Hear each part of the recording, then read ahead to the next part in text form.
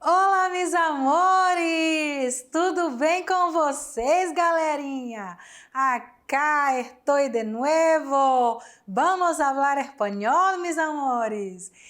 Galera, lembra que eu falei para vocês na última aula que a aula 10 seria a última aula da unidade 1?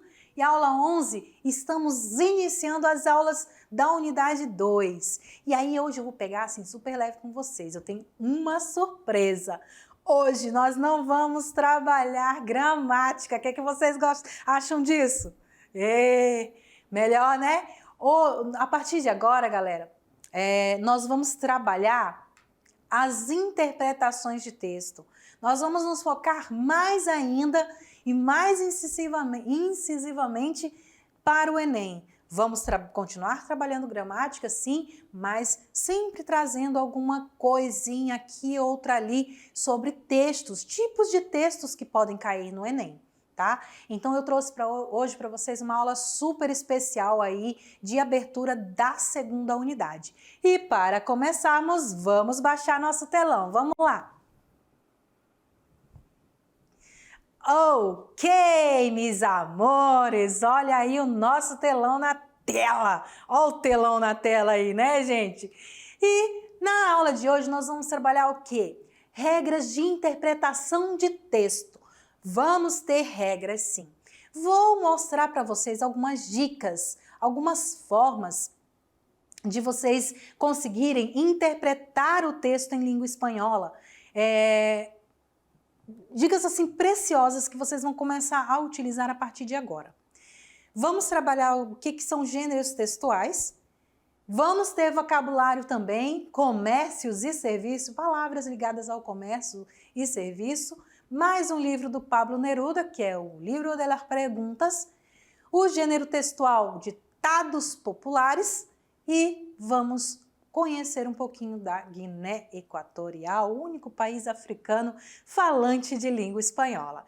Então, sem mais delongas, sim, bora para nossa aula, galera! As regras de interpretação de texto. Eu trouxe aqui algumas técnicas, gente. Não vamos nem falar regras, técnicas. Então, é momento aí de você prestar bastante atenção, de você fazer todas as anotações possíveis. Então, quais são essas técnicas, gente? Primeiro, eu acho que eu vou ficar agora olhando para vocês aqui pelo telão, porque fica até mais intimista, né? Eu consigo falar com vocês assim um pouquinho mais de perto. Então, uma interpretação de texto competente, ela vai depender, galera, de inúmeros fatores. Mas não é só por isso que nós vamos deixar de contemplar algumas funções essenciais no exercício da interpretação. Por quê, galera? Atualmente, a proficiência em uma língua estrangeira, ela tem se tornado cada vez mais necessária. Ela tem se tornado cada vez mais essencial. O que é a proficiência em uma língua estrangeira? É você saber ler e interpretar um texto em uma língua estrangeira. Não é que você precisa saber falar tudo corretamente, mas que você vai entender pelo menos o mínimo, certo? Para que você consiga fazer aí uma boa avaliação. Para você fazer um mestrado, para você fazer um doutorado, você precisa ter proficiência em língua estrangeira. No mestrado em uma língua, no doutorado em 2 línguas. Então, no mestrado, você pode utilizar a sua proficiência em língua espanhola, fazendo uma avaliação escrita de língua espanhola para que eles possam medir o nível de espanhol que você tem. Mas voltado sempre ali para a leitura e interpretação. A primeira dica, leia e releia o texto quantas vezes forem necessários. Porque isso é paciência. Interpretar um texto demanda paciência. É necessário você ter paciência com você mesmo. Não vai sair traduzindo tudo logo no início. Leia, tá? A partir do momento que você fez a primeira leitura do seu texto, vamos buscar sentido nele. Como é que eu vou buscar sentido? Com tópicos frasais que se chamam. Eu costumo, quando vou escrever um texto, também fazer uma redação, e aí fica a dica para vocês, se vocês também quiserem, eu faço primeiro tópicos do que eu quero que tenha na minha redação.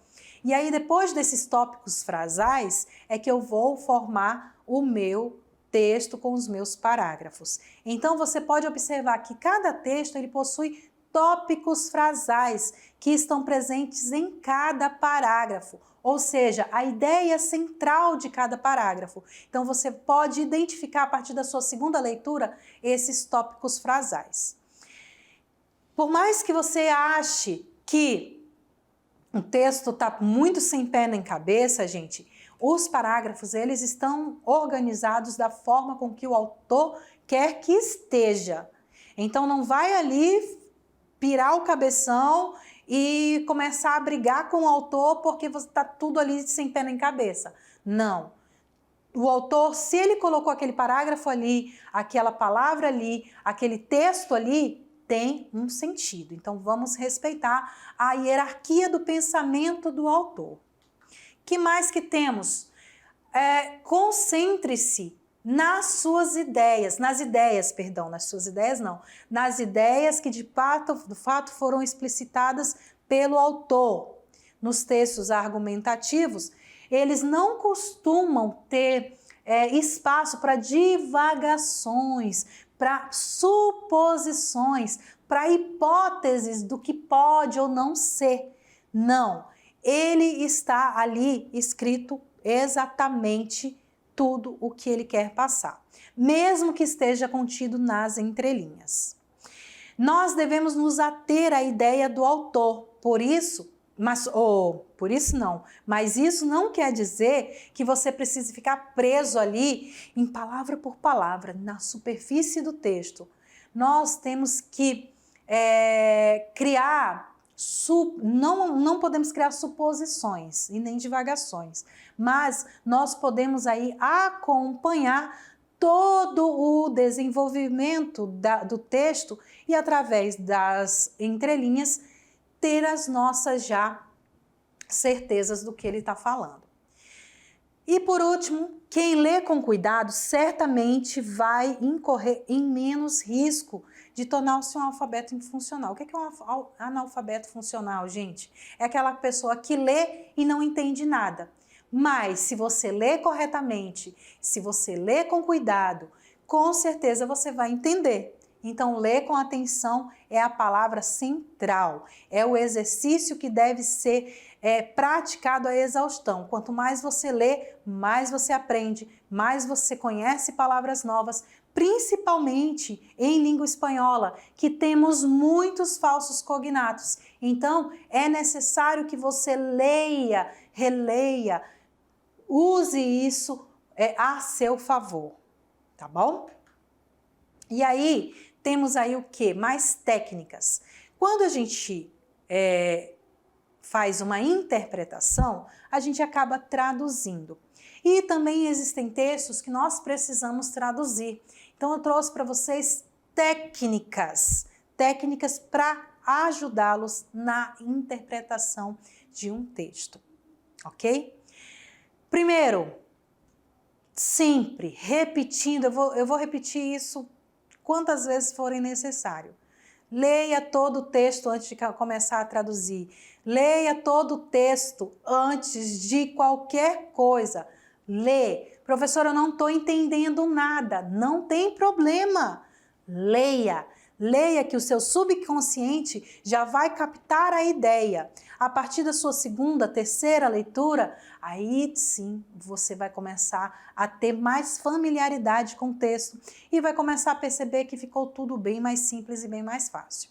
O importante, galera, é entender o contexto geral do texto antes de você começar a traduzir ele.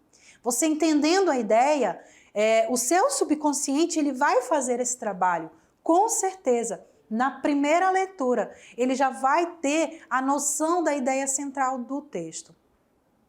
Às vezes, uma dificuldade no início do texto, ela vai ser ali explicada e exemplificada mais para frente. Vai tirar todas as suas dúvidas um pouquinho mais para frente. Então, não se prenda ao início, a um parágrafo. Leia tudo sem pressa. Aí a gente chega no uso do dicionário, ou em sala de aula, o uso do Google Tradutor também se aplica aqui nessa questão do uso do dicionário. Você use o dicionário, galera, somente quando for estritamente necessário. Quando realmente você não souber o significado de uma palavra. Por quê? Porque você vai perder muito tempo, porque você vai traduzir tudo ao pé da letra, porque muitas vezes vai ficar sem sentido. O que acontece? Que eu sei que vocês fazem. Vocês pegam uma sentença inteira, uma frase inteira, ou um parágrafo inteiro e pau, joga no Google Tradutor. Não vai ter muito sentido. O Google Tradutor traduz tudo ao pé da letra. E quando se traduz ao pé da letra, não se respeita as regras da língua que está sendo traduzida, ou seja, não se respeita as regras gramaticais da língua portuguesa na tradução. Ele vai traduzir palavras que às vezes não se aplica ali, e sim um sinônimo dela, uma outra, que vai traduzir melhor o que ele está querendo dizer. Uma palavra em língua espanhola, às vezes, tem vários significados, várias traduções. Então, você tem que saber qual que se adequa melhor ao seu texto. Então, se você não entender uma palavra, mesmo que o contexto ele não vá te ajudar, realmente o que vem falando antes, o que vem falando depois, não está ali te ajudando mesmo, está te atrapalhando mais ainda, você está ali naquela palavrinha que não sai de lá, é um falso cognato, você não lembra o que ela significa, aí sim, você vai lá no dicionário e vai procurar aquela palavra, não procure tudo. Porque às vezes o que acontece também? Tem ditados populares, tem as expressões idiomáticas, tem ali locuções verbais típicas e próprias do país que não vai fazer sentido. Então procure a palavra específica, ok? Não se prenda ao dicionário, procure a palavra. Confie em você mesmo. Essa dica é de ouro, galera. Confiar em você mesmo. 99,9% das vezes você vai estar certo. Você vai estar ali lendo.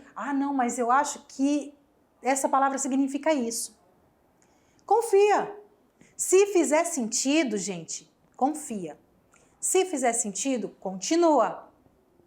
Porque você vai estar certo. O nosso subconsciente, ele já faz esse trabalho. E a gente às vezes não tem uma autoconfiança. E isso é muito necessário na nossa vida, ter essa autoconfiança. Saber que a gente pode estar certo, sim, né? Então, continua o texto. Na hora de uma tradução, o que não pode acontecer é você deixar espaços em branco. Como assim espaços em branco? Frases inteiras em branco. Você não pode deixar esses espaços em branco. Por quê? Por exemplo, você não entende o significado de uma palavra, mesmo com o uso do dicionário, aí você não traduz a frase toda. Isso vai fazer falta. Uma palavra não vai fazer falta, mas uma frase inteira vai fazer, porque não vai fazer mais sentido o texto. Então, reescreva a frase no português, mesmo que sem sentido, pense nela, gaste tempo, tenha paciência, gaste tempo nessa frase, pensando no que se adequa, qual é a mensagem que em língua portuguesa estaria ali fazendo essa tradução, como é que vai fazer essa mudança. O que mais? Procure elementos essenciais na oração, gente. Habitue-se a identificar elementos que são essenciais. Por exemplo, saiba identificar onde está o verbo, o sujeito, o complemento, quem é o substantivo, a quem ele está se referindo. Isso tudo vai tornar o texto bem mais simples e mais claro para você. Se você conhecer toda a parte gramatical, você vai conseguir identificar todos esses elementos. No Enem, gente, vocês vão ver, eu ainda vou falar mais para frente como é que é a prova de espanhol no Enem, mas não tem ali explicitamente pedindo a parte da gramática, mas a gramática ela é essencial para que você consiga identificar os elementos e conseguir compreender o texto, certo? Que mais, gente? Traduza o significado e não a palavra. A gente também costuma fazer isso, né? Traduzir a palavra e fica muito ao pé da letra, fica sem sentido, fica artificial. Não traduza a palavra, traduza o significado. Leia o parágrafo e tente entender o significado antes de passar a tradução para o papel. Não faça as traduções literais, ou seja, palavra por palavra, pois o texto traduzido vai ficar artificial, confuso e até mesmo incompreensível. Porque a gente precisa usar ali as nossas regras da língua portuguesa. Nós precisamos usar as expressões que nós temos na nossa língua brasileira. Então, leia e traduza o significado. Em língua espanhola, nós usamos muitos pronomes, né? Temos muito tu, muitos ustedes, muito vosotros, muito vós, temos muito yo. Não traduza eles desnecessariamente, porque na língua portuguesa nós não usamos tanto. Os pronomes na língua portuguesa costumam estar mais ocultos do que presentes na língua, na escrita, né? Então, traduza os pronomes, não traduza os pronomes desnecessariamente. A maioria das vezes a conjugação do verbo já vai definir que sujeito que ele está, a quem ele está se referindo, né? Quem é o sujeito na língua portuguesa. E por último, quando você fizer a sua tradução, corrija o seu português. Não é corrigir a palavra que está escrita errada. É corrigir as regras. Porque não sei se vocês já perceberam, na hora que eu estou traduzindo, às vezes eu traduzo literalmente, né? Ali vou traduzindo, mas quando eu percebo que não fez sentido, eu inverto, eu coloco a palavra que se adequa melhor. Então é isso que você tem que fazer em língua espanhola. Fazer a sua correção. Por quê? Porque em língua portuguesa, algumas expressões, algumas concordâncias verbais são diferentes das concordâncias da língua espanhola. Então, é necessário que você faça essa mudança também, ok? Aí eu trouxe para vocês aqui um fragmento só para que você consiga entender. Agora sim, eu vou dar um zoom, vocês vão ficar aí sentindo minha falta um pouquinho, mas vamos praticar aqui. Olha só esse pequeno fragmento de um texto para vocês tentarem interpretar e traduzir. Eu vou ler ele e vou dar um minutinho aí para que vocês traduzam ele sem olhar no dicionário. É uma frase muito simples e muito fácil de ser traduzida, então não vou utilizar o dicionário, vocês vão traduzir. Olha lá, el verdadero pintor es aquel que es capaz de pintar en cenas. Opa, deixa eu pegar meu pincel, né? Esqueci de pegar a caneta. En cenas extraordinárias em meio de um deserto vacío. El verdadero pintor es aquel que es capaz de pintar pacientemente una pera rodeada de los tumultos de la historia. A leitura, ela é concentração. É identificar falsos cognatos, é identificar palavras diferentes, é identificar tudo. Então vamos lá, ó. Pensaram aí? El verdadero pintor es aquel que es capaz de pintar en cenas extraordinarias en medio de un desierto vacío. El verdadero pintor es aquel que es capaz de pintar pacientemente una pera rodeada de los tumultos de la historia. O verdadeiro pintor é aquele que é capaz de pintar que é em cenas. Em cenas são cenas de cenário, de ideias, de imagem. Vamos colocar aqui imagem. Então a gente poderia colocar imagem. Então o verdadeiro pintor é aquele que é capaz de pintar imagens extraordinárias em meio A1, olha aqui, ó, eu já traduzi por A1, ou em meio de um deserto, mas em língua portuguesa fica melhor em meio a um deserto vazio. Vazio é vazio. Então, em meio a um deserto vazio. O verdadeiro pintor é aquele que é capaz de pintar pacientemente uma pera. O que é pera, gente? É pera mesmo da fruta. É a pera, a nossa pera, fruta. Rodeada dos tumultos da história. Salvador Dalí, A Vida Secreta de Salvador Dalí. Então, tudo também num texto, na hora de você traduzir, você tem que olhar todos os detalhes também, todas as referências, tudo que vem escrito depois. O que acontece, gente? Depois que você lê o texto, você tem que observar o que, galera? O que o autor quis passar, a ideia que ele quis passar. Então, o que foi que ele falou aí, gente? Ele falou que o verdadeiro pintor é aquela pessoa que ela é tão genial, ela é tão incrível, ela é magnífica. Por quê?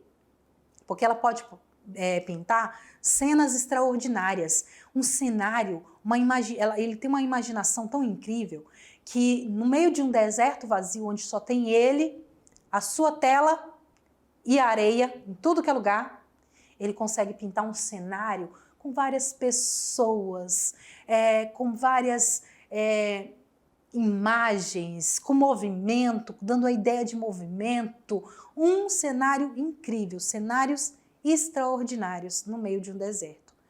Porém, esse mesmo verdadeiro pintor, ele é capaz de pintar uma simples pera, uma simples fruta, um simples objeto, com todos os seus detalhes, com toda a sua solidão e com toda a riqueza que esse objeto tem, rodeado de uma multidão, rodeado de todos os tumultos, de todas as gritarias, buzinas, barulhos, gente gritando, TVs ligadas, rádios ligados, enfim, ele consegue se concentrar em uma simples fruta, em um simples objeto e fazer ele ser incrível e passar ideias maravilhosas.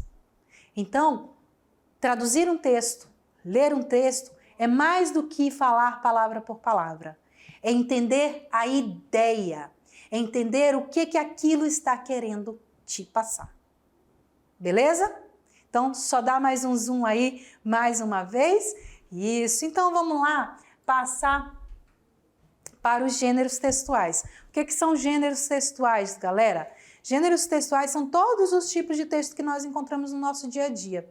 Vocês sabiam que até as mensagens no WhatsApp, no Message, em todas as plataformas, qualquer mensagem ela já é um gênero textual? Um e-mail é um gênero textual, bula de remédio, bilhete, música, poesia, propaganda, charge, outdoor, cartaz, menu, placas, tudo, gente, é texto. Tudo é um gênero textual.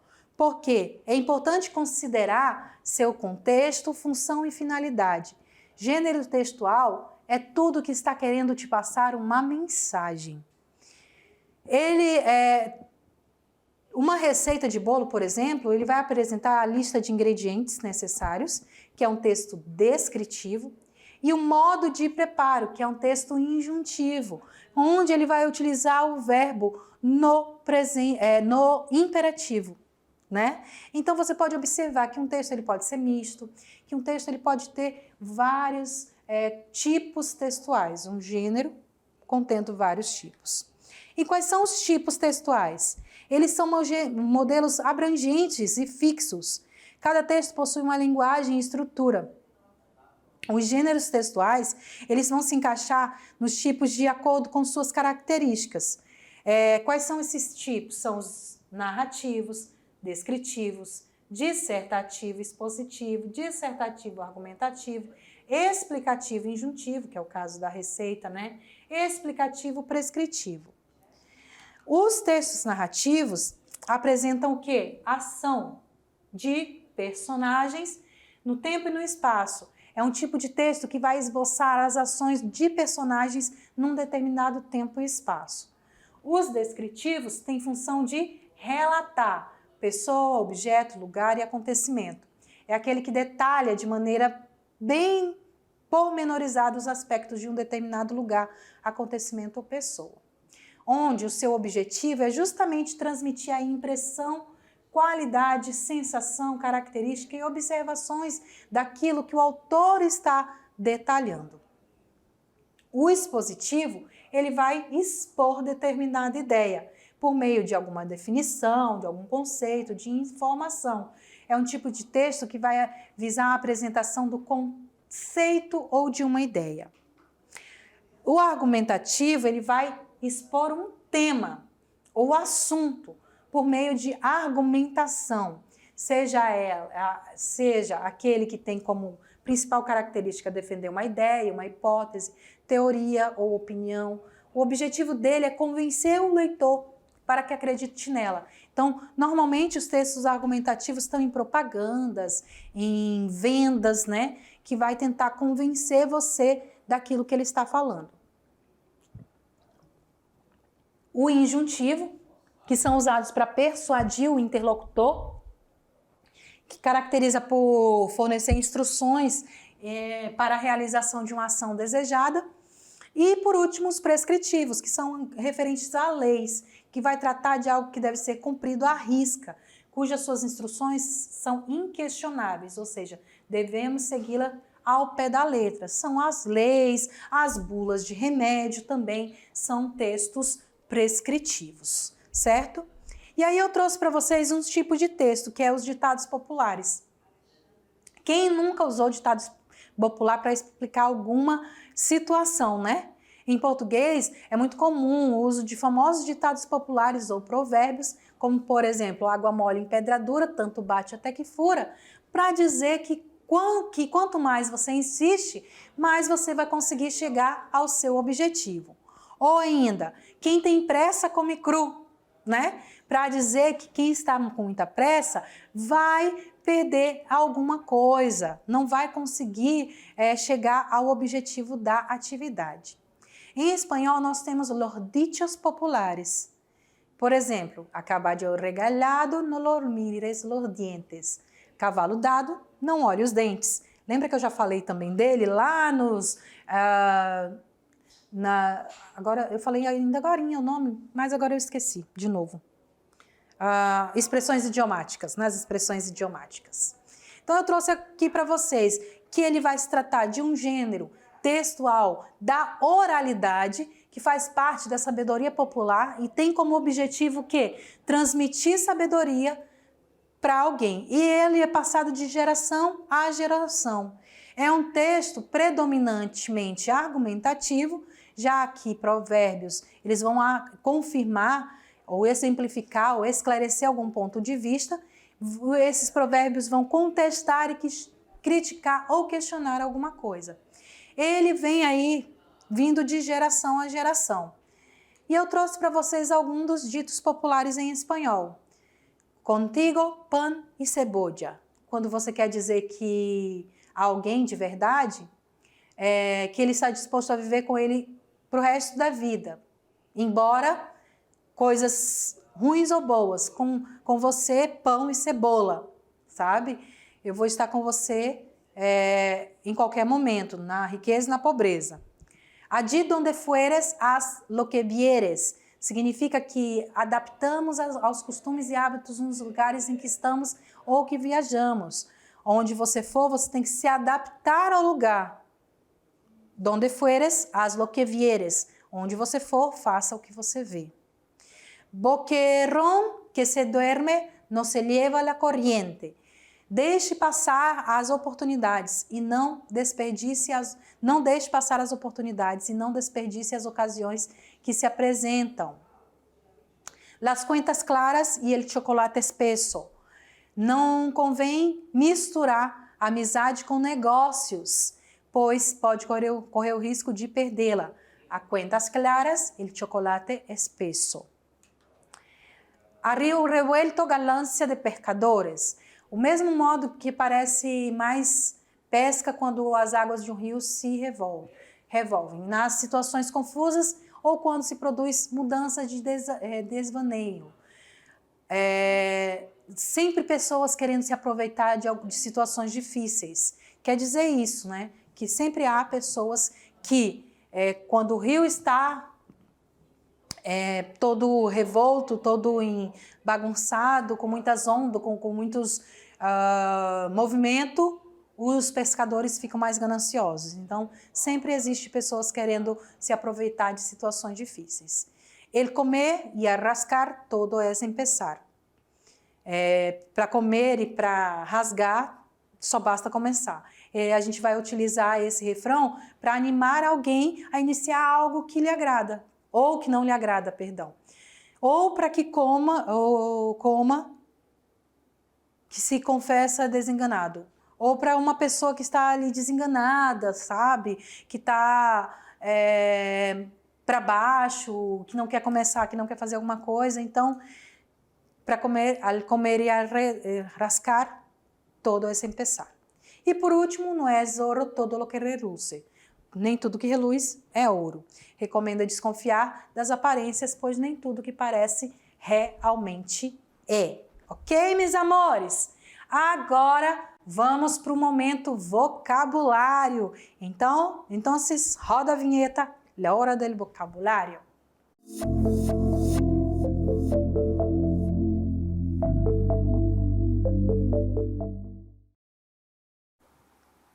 Hoje o vocabulário é comércio e serviço. São locais, coisas que tem no nosso dia a dia no comércio e no serviço.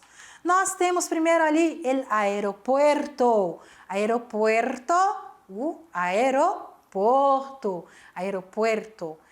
Eu acho que eu vou dar um zoom para que vocês possam ver melhor, né, gente, as imagens. Então vamos lá, vamos ver se dá de a gente ver melhor as imagens. Eu coloquei as figuras pequenas, né? Nós temos aqui um açougue, gente. Açougue em espanhol é carniceria. Carniceria. Cabeleireiro, peluqueria. Delegacia de polícia, comissaria. Igreja, iglesia.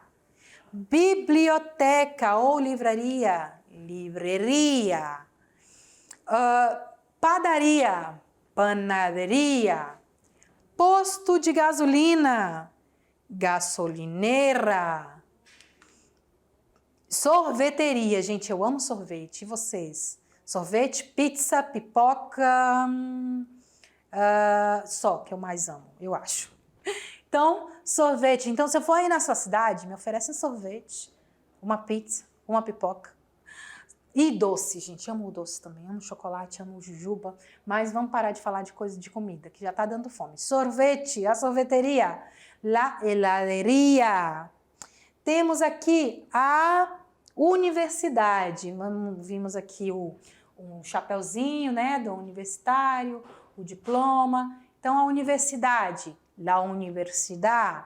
E aqui nós temos a escola, né, la escuela. A sapataria, onde vende sapatos, sapataria. A floricultura, la floristeria. Preciso beber um pouquinho de água, só um segundinho. O correio, gente, ele correu. O cinema, ele cine. O cemitério, gente, como é que se fala cemitério? Cemitério. Uau! Então eu trouxe para vocês aí todos esses vocabulários. E aí, se você tem alguma outra palavra que gostaria de falar ou de saber, ou se você descobriu alguma outra palavra bem bacana, fala para mim, tá bom? Agora vamos para o nosso momento literatura com mais um livro do Neruda, né, gente? Conhecendo a literatura espanhola. Nós vamos falar hoje de Livro de las Preguntas. O que é esse livro de las Preguntas do Pablo Neruda? Então, vamos ver no nosso zoomzão o nosso livro. É uma forma de instigar inquietações e curiosidades das crianças. O livro das perguntas do Pablo Neruda é um trabalho sem paralelo na obra desde que foi um dos maiores poetas do século XX.